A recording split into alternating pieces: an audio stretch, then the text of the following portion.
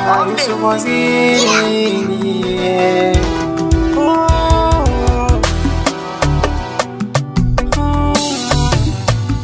Na ji kira na amsa, na kara jin kira na amsa.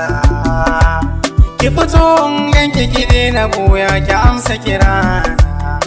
Idan ban ganki ba za na zauce, ki tallafa raina. Ki fuskance ni ko za ki gane, ki daina guduna.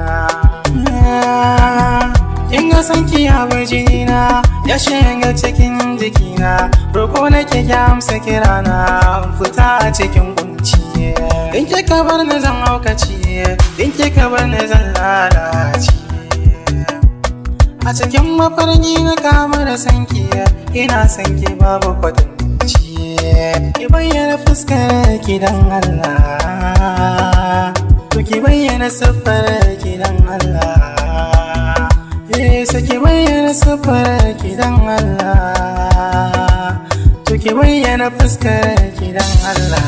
Ina roƙon ki, wani lokaci sai na zama kamar na fara hauka. Tunani ya gushe, na zama kamar wanda aka duka. Shan aljana ce ko kwa mutum wacce zana dauka. Kin hana ni sukuni, na bi na canza launi.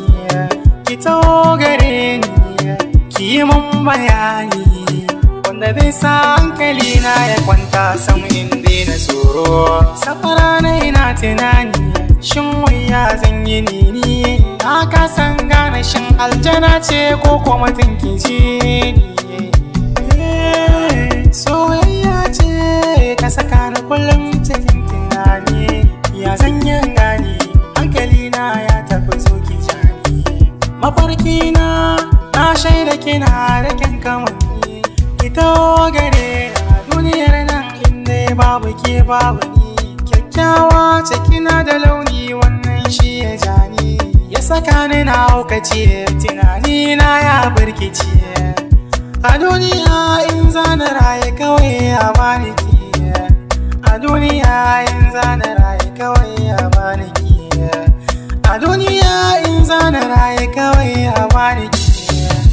A duniya in zana raye kawai a bani ki. Ki bayyana fuskar ki dan Allah, sai ki bayyana siffar